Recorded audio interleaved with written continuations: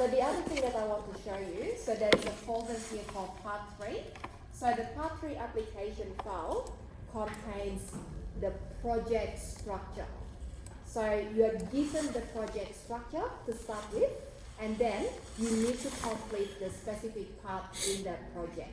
Now, so it's a little bit like your skill assessment when you are given the structure and you have to fill in the blank, and that is what you need to do in this project, right? So I'll talk about Part 3, which is the implementation part, and then let's go back to the assessment document first.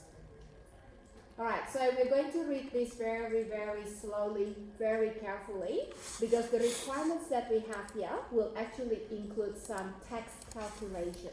So that could be a little bit tricky to understand to start with. So I'm going to go through the requirements with you guys. Have a look at the 6 parts in the project assessment. Now, the 6 parts that you see here, that's basically the SDLC stages. So we can see the first part when we have to clarify, review the requirements, and then we need to design the application, then develop the application using C#, and then we develop the test plan, test application, and the evaluation. So the structure of the project is very similar to what you did in the first project assessment. Now, what is the difference? So the question this time is to build the application in object-oriented way. So you need to work with classes and objects, and besides that, we are looking at the different tool that we use to design the application. So for the object-oriented design, we use UML. So UML is a standard modeling language that we use for the design in object-oriented methodology. So that is, again, going to be in another class topic, and we're going to talk about the different UML diagrams that we can use here. Now, so another thing that is different is about the testing part. So rather than testing the application manually by running and then entering the test data, we are actually going to automate that task. So we are going to use the automated testing tool, and we call that as unit tests, and then we are going to write the code in order to build the test.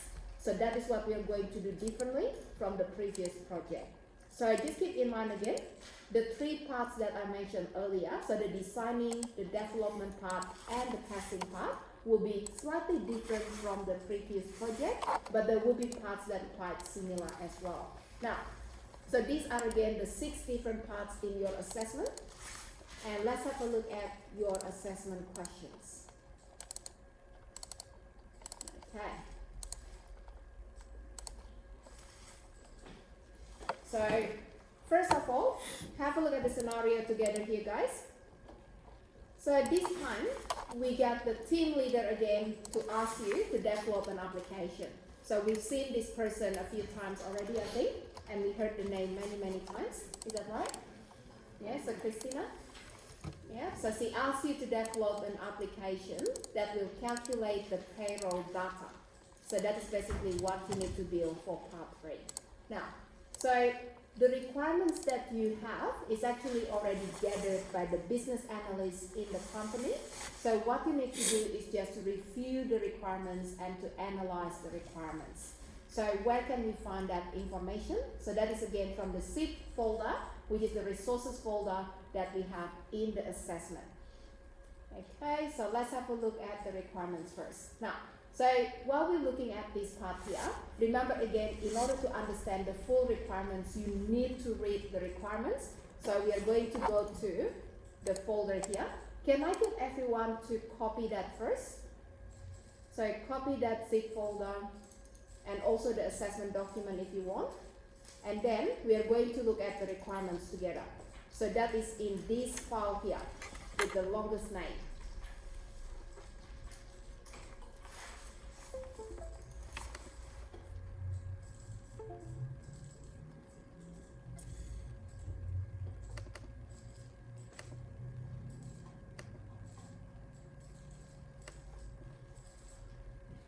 Alright, so once you have downloaded that, guys, once you have copied the file, can I get you to open the PDF? Okay, so have a look again at the PDF file here. So this is the one about the requirements, and this is the one that we are going to read first. Now, the content of this document is separated into a couple of different requirements. So we have the functional requirements, and then we have the technical specifications, and we are going to start with the functional requirements first. Okay. All right. So what kind of application that you need to build? So first of all, we are going to look at all of the functions that required in this application. So from all the information that you find in the requirements document, not every single feature needs to be implemented. So you need to analyze all the features, you need to analyze all the functionalities, but not every single one needs to be implemented in part 3. So that is what I'm going to focus on when we get into the part 3 question, right? So let's have a look at the overall requirements for the system. So first of all, have a look at the requirements here. So how many different users that will be using your application? So going back again to this statement here, we have 2 different types of users. So we have employees, hello, Hey, Harry. and then we have managers, right? So we have just a normal employee that doesn't really have, special access, and we have managers who also have access to the system. So these are the 2 different roles in the system. And then have a look at the features. So we can log into the system, we can submit the timesheets for payment, and we can also approve, and this is only for the managers. Now, just by looking at the 3 bullet points here, what kind of functions that every single employee can perform using this system? Can the employees log into the system? Yes. Yes. Can the employees submit the timesheets for payment? Yes. Yes. Can the employees approve payslip? No. No, right? So every single employee have the 2 functionalities that they can perform. Now, what about the managers? How many different functionalities they can perform? What do you think? 1, 2, 3? Yep. 3. Is that Oh, right? wait a minute. They can submit the timesheets for payments. They can, that's right. So the managers can log in, the managers can also submit the timesheet for payment, and the managers can approve payslips for payment, right? So if you think again about the 2 different roles, which basically the roles for the using the system, we have employee and managers, right? And managers can perform the 3 different tasks here, but employees can only perform the first 2. So keep that in mind. Now, so the system that you need to build will do some calculation. So what kind of calculation here? We are going to do the gross net pay calculation based on the hourly rates, and then we have to calculate the tax amount as well. Sorry to interrupt, Shanti. Yeah. Is your vision sharing? Because it's Oh. just black and ours. Yeah, that's interesting, hey? I realize that now. Okay, let me stop and restart that again. Alright, so let's give it a go again. Hopefully it works. Awesome, thank you. Yeah? Okay, good.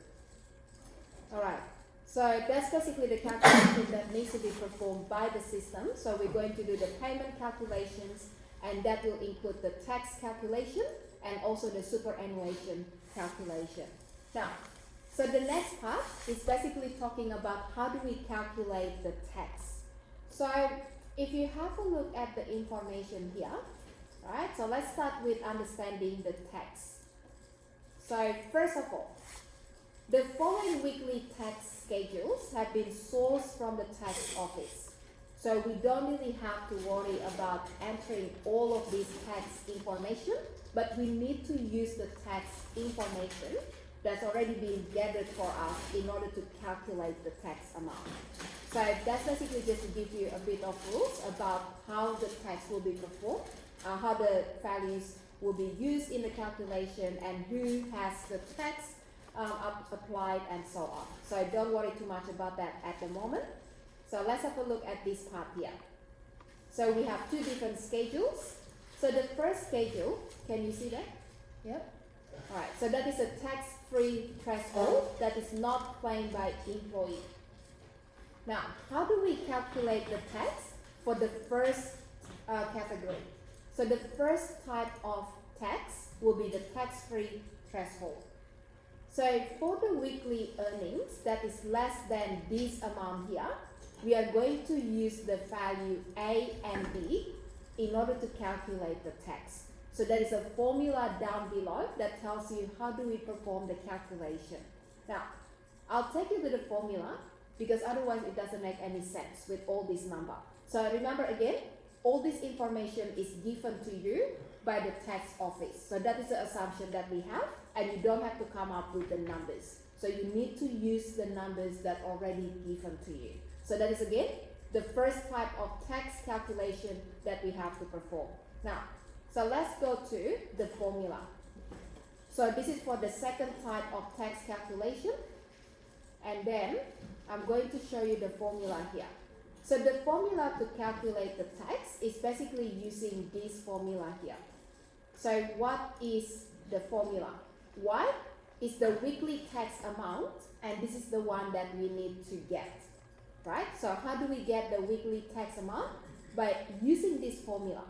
So what is the value of X? The value of X is the number of whole dollars of the weekly earnings plus 99 cents.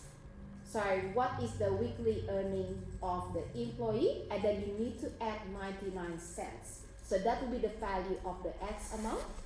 And then the value A and B are basically the values that we have from the tables. So depending again whether we claiming the tax-free threshold or not, then the value of A and B will be different. Now, we do have the example here as well. So I'm not really going to read the rest of this yet, but let's try to imagine one scenario, right? So for example, for the first type of tax calculation, the employee does not claim the tax-free threshold. Now, imagine this. The employee earned $100 this week. So what is the tax amount based on this tax calculation, based on the table, right? So what is the formula again? The formula was the tax amount is equals to, remember what the value was? The equation? Yeah, so AX minus B. AX minus Y, yeah, BP. B. B. Okay, so let's just go back to that again. Yeah, so this is the one. Okay, I'll put that actually here so everyone can see both at the same time. Alright, so the value of Y is what we want to get, right? Make it bigger. Okay, now let's say if the let me just put that in here. So if weekly earnings is $100, right? So what is the value of X? X is equals to? 100.99. Yep. So what is the result? 0.99. Does that make sense? Yeah.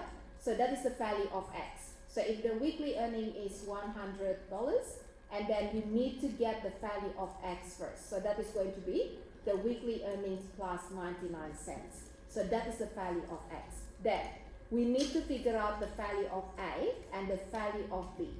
So based on your value of X, right? So that is going to be the value of the weekly earnings plus 99 cents. Then we are going to check what is the value of A, what is the value of B. So where can we find that information? So go back again to the first category here. So assuming that the employee does not claim the tax-free threshold. So what is the value of A based on my weekly earning? X. Can anyone tell me?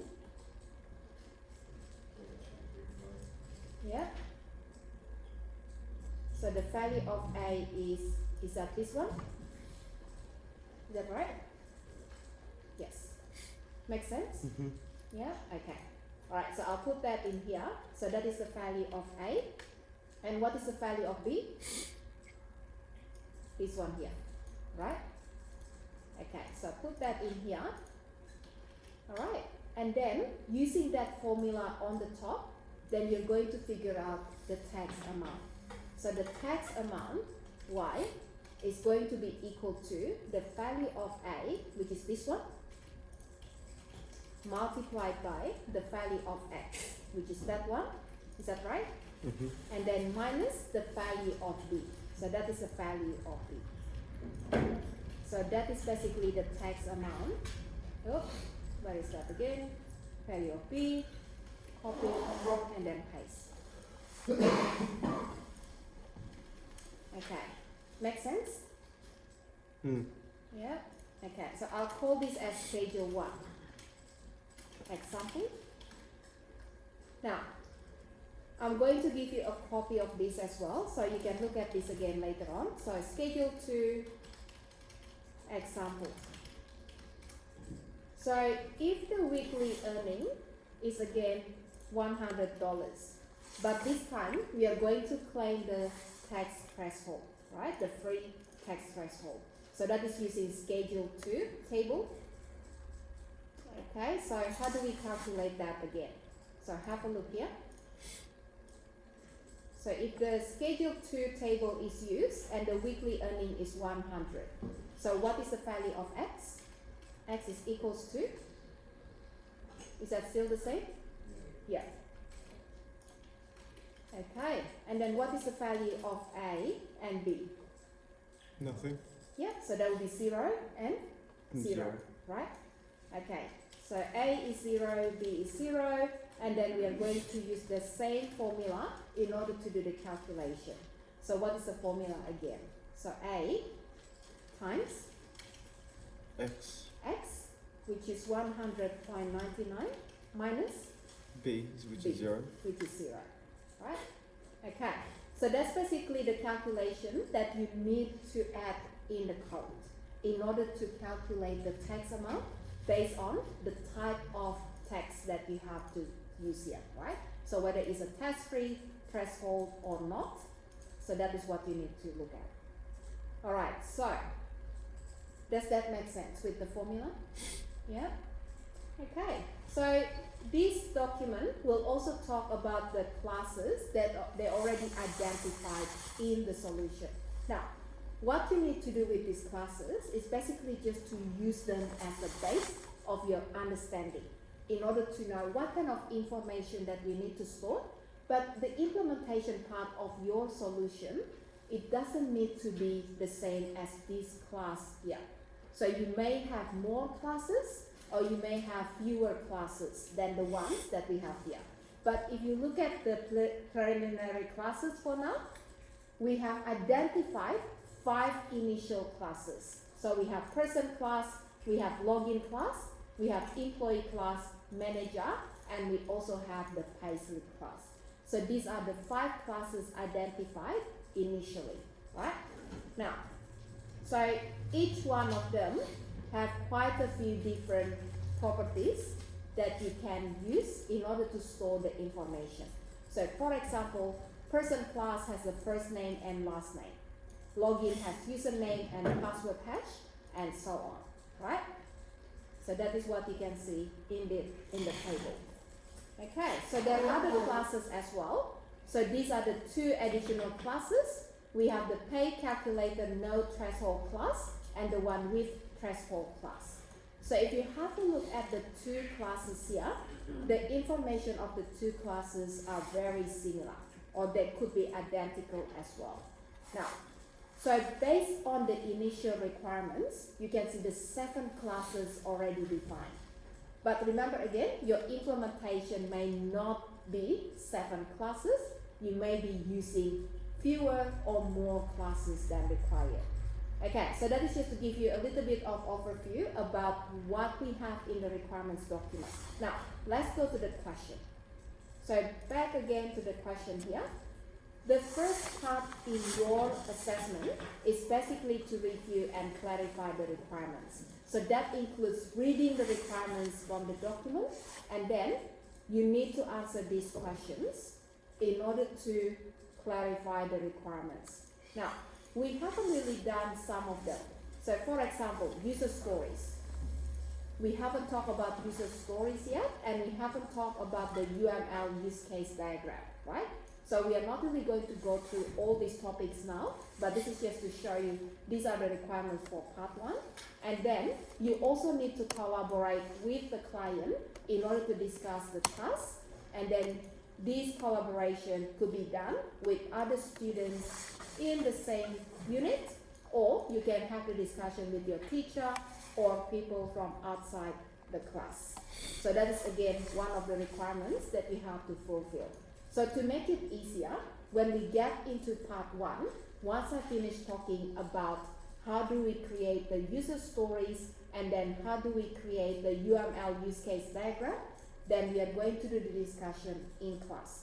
I'm going to put you guys into different groups so you can discuss this, and then you can put that together and make that as your evidence for this question here, right?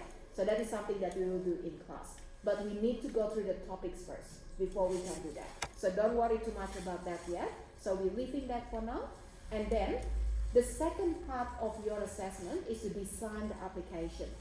Now, the designing part is not using pseudocode, it's not using flowchart, but we are going to use the UML diagrams. So in order to be able to answer this question, you need to know what a class diagram is, and then the same thing for all the other diagrams here. So that is going to be a new topic for all of you guys, and I'm going to do that in another class. So that will be something that we'll do in another class, right? Okay, so once we finish with the design part, then we are going to move on into part 3. So what is part 3 here? Part 3 is about developing the application.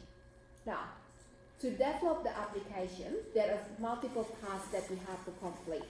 So first of all, if you have a look at the requirements here, what type of application that we are building? So the application that is given to you has a basic UI form. So it's a Windows form application.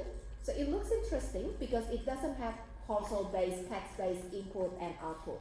So it has a button that you can click in order to do the calculation, and also you have the option to select the employees and so on. So that is a Windows form application. Now, these are all the tasks that you need to complete in part 3. So that is going to be in C#, right? So using C# language, you need to populate the employee list box by reading the employee CSV data. So what do we need to read, and where is the CSV data?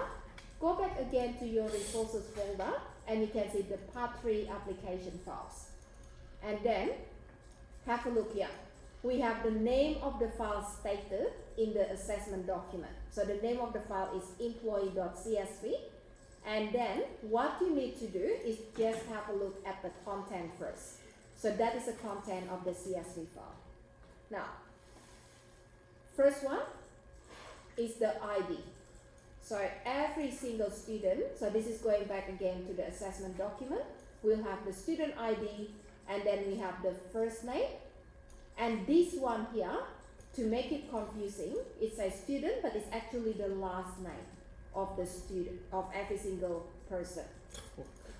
So I don't know why they say student, student, student, right? They could be all siblings maybe. And all the names start with M as well, right? So that is the ID, that is the first name, that is the last name column, right? And that will be the hours, the rate that they work. And then the last column here, Y and N. Can anyone guess what that means? Whether it's tax-free or not tax-free. That is right. So that is the one that indicates which tax table that we have to use in the calculation. Now, I'm going back again to the logic after this, but keep in mind, the information that you have to load into the list box will be the employee ID, the first name, and the last name. So when you display the list box, once you have implemented this question 1, the list box should have 7 employees. So we have the ID, the names of these employees displayed inside the list box. Now, what else do we have to do? So we need to implement the class, including the constructor method. So the first class that you need to work on is the payslip class. And then you also need to implement the other classes. So these other classes will contain methods for calculating the gross pay, net pay, superannuation, and tax amount. Then you need to add these classes to the form in order to populate the payment. So if you have a look at the payment details, for every single employee's payment, you need to display the employee details, including ID names, and then the hours that the employee worked, the rate, and then the tax threshold, and then the gross pay, tax, and net pay. Now, so one thing that I want to mention at this stage, some of this information, they're going to be coming from the CSV file, right? So where do we get the ID first name and last name? From the employee CSV file. So you need to load that information first before we can actually do the calculation and then display the payment summary. Now, the hours worked, that is going to be entered as well. So we are going to get the input from the user to say how many hours the employee worked this week, and the rate is coming from the employee.csv file. So going back to the employee CSV, so that will be your pay rate column. And then the tax threshold will be calculated. So this is going to be the amount of the tax for the employee. So we need to do the calculation based on the formula that we have earlier. The gross pay has to be calculated, and then the tax here has to be calculated. So then we have the tax threshold, gross pay, tax, and then net pay. Now, we are going to look at the last information that should be displayed on the payment summary as well, and that is the superannuation. So all of this information here, the ones that I highlighted now, they have to be calculated. So that means each one is basically going to be a formula that you add into a method. So imagine that you have a method to do this calculation, and you have a method to do that calculation. Yeah, but sorry, not this. This one is the Y and N, the Boolean. Sorry guys, so that is a tax threshold, yes or no, right? So this one is the one that is calculated. So gross pay, that should have the formula to calculate the gross pay. The tax is the tax amount using our formula, Y equals to AX minus B. And then net pay is the difference between gross pay and tax. And then we have the superannuation. So superannuation based on the requirements is 10%, right? Okay, so these are all the requirements about the payment summary. So while you're building your solution, you need to document all of the bugs that you found. So usually I always tell the students, start building the code, one method at a time. And then try to call that, run it, and then when you find an issue, take a screenshot, and that is your documentation of the issues that you found. So keep doing that until you finish the development of your application, right? So you're going to have a really good documentation about the bugs that you found, and then you also need to state how did you fix all of those issues that you found. So while you're building the application again, you need to do all the documentation at the same time. Now, the one that I'm going to move on to is this part here. So I'm going to show you reusable component and how to work with reusable component in order to read the data from the CSV file. So that is going to be the first practical example that I'm going to go through with you guys. And then task number 3. So that is again just reading the coding standards, any of the guidelines that is shared with you in the resources file, and making sure that you comply to those standards when you're building your application. Now, for this part here, you need to add the documentation comment. So I'm going to show you how to do that using the documentation comment in Visual Studio C#. And then we are going to generate the XML documentation file. So that will be one of the last things that we do in class. So don't worry too much about the documentation. So at the moment, while you're building the solution, you can always just add your C# comments, and then we'll talk about adding the other documentation here. Alright, so that is part 3, which is the implementation in C#. And then the next part here is about building the test. Now, for part 4, I'm not really going to go through all the requirements. So that's basically again about planning the test, and then we are creating the test. So how do we plan for the test? You're going to create the test plan document with all the test data that you want to use. So this one here is actually using a template. So if you go back again to the top, you should go to open this document first in order to understand what kind of content that you have to add into the document. So this is the documentation template that you need to use for part 4. Now, so the content of that document will be about how to plan the test, and then the test cases, so what kind of test that you want to perform. Are we going to test the UI? We're going to test the use cases? Are we going to check the data condition of your test? So I'll talk about this when we go through testing in another class. And then you're going to use a test framework. So this is when we use unit tests in order to solve our, in order to answer the question here. And there are different type of frameworks that we could use. I'm going to give you 2 examples. So one is going to be MS test, and the other one is M unit test. And then you can choose which one that you want to use, either one of these 3, or it could be other test framework. Is that inbuilt into Visual Studio? Only one of them. Okay. Yeah. So the other 2, they're actually reusable packages.